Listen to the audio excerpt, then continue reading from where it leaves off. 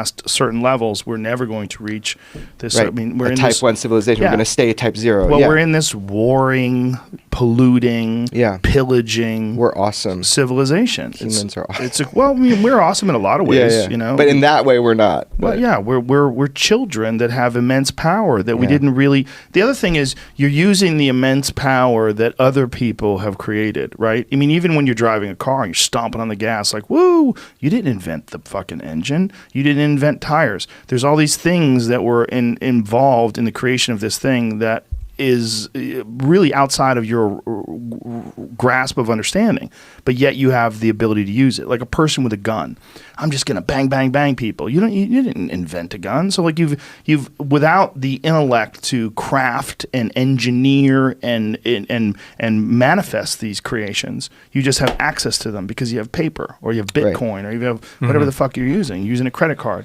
Now you have almost no responsibility. You could just flippantly use these things, which is why we were very childlike in our actions because we haven't had to earn the responsibility. We haven't had to earn these things that we've been able to have, and you've only been able to have them because other people have innovated and spent ungodly amounts of time and effort and focus in the lab to create these things, and then they've all put them together. And then what's the reason to put them together? To profit. Well, what's the reason to profit? Well, why are you doing this? So you can buy more things. Well, what are we doing? What are we doing? We're making better things. That's what we do. That's all we do. That's all we do is make better things. Yeah. Why the fuck do we need oil? Why do we need oil? Why can't we just burn wood and stay home?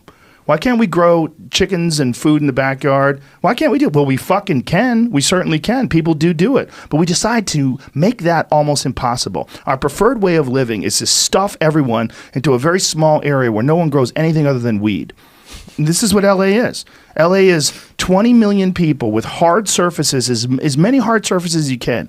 Boy, if you got an acre backyard in LA, holy shit, look at all that green. This is amazing. Well, no, that's the fucking earth coming through this weird sort of creation that we've put on top of the earth. But the goal is that, like New York City, there's none of it. Right? You've got Central Park, and they just got human shit.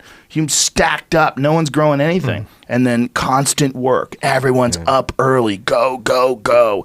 Innovate, progress, make that money so you can buy more things. And every year, hey, Apple, where's this fucking new phone? As if your phone isn't good enough. Like your phone's taking pictures and videos, and people are calling you, and you got applications that tell you which way the wind's blowing.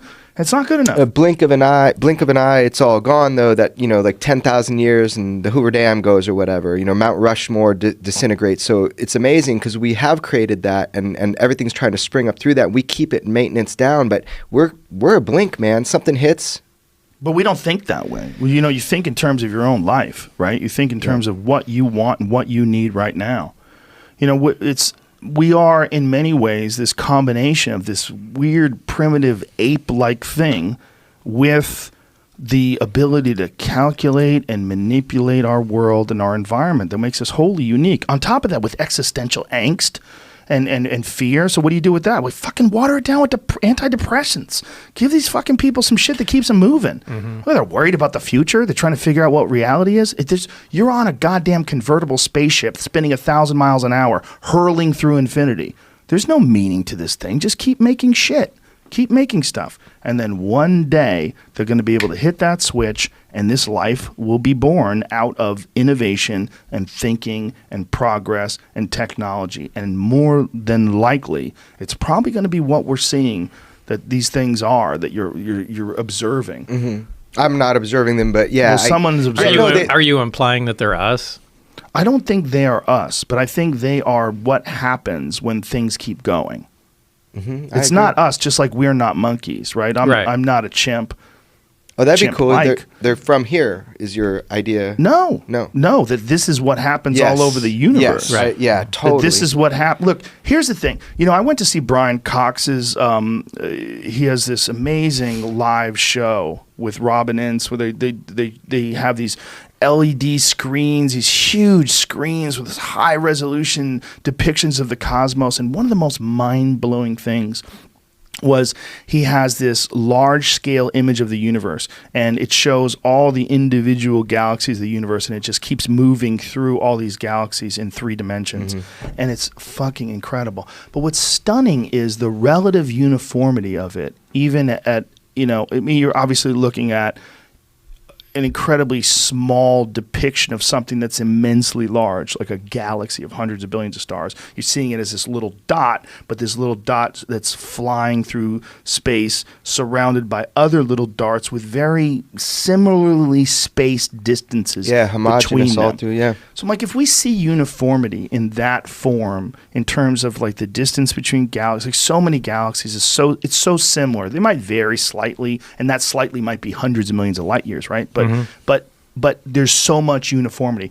Why would we not assume that uniformity exists pretty much everywhere, and that all these things that you're seeing that are so similar, you do see binary star systems, you do see single star systems like star, but there's also some speculation that Earth and that our solar system one time was a binary star system, right? I mean, that's one of the speculations about that object that they find outside the Kuiper Belt that they think is 10 times larger than Earth. They think it might have been at one point in time a star. But this uniformity that you see, why wouldn't we think that has its same implications biologically?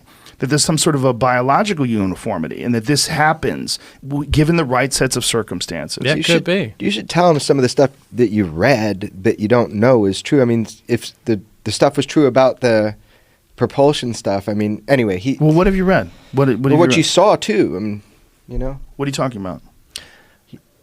Spill the beans, Bob. I got to poke the bear here a little bit. Get some more liquor in you.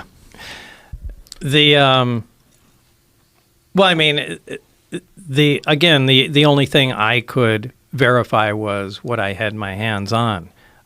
There was talk of weapon systems, that there were different projects. Project Galileo, Project Sidekick was supposed to be weapon applications of the craft.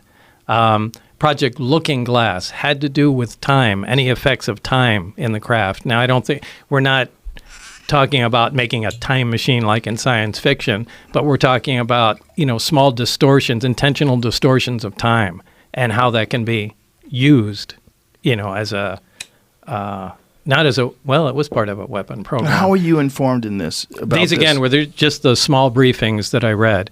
But again, I don't really like to talk about those because I don't have any information on them, and it was just, small briefings. But you told Commander Fravor that what he saw might have been a time dilation and not well, it could be propulsion. because gravity affects time, space-time. Yes. I'm sure you've heard of that. And,